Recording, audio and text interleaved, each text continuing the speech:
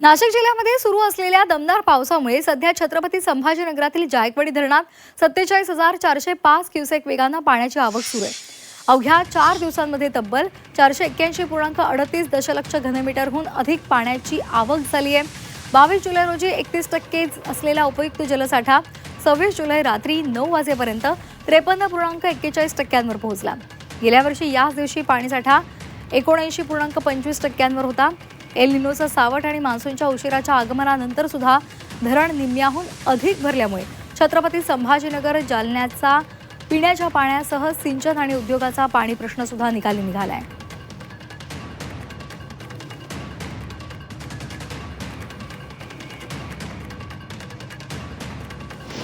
तर नाशिकमध्ये सुद्धा मोठ्या प्रमाणावर पाऊस होत असल्यामुळे तिथेही अनेकांना दिलासा मिळालेला आहे। मोठ्या प्रमाणावर सगळीकडे पाणी साठा वाढलेला आहे।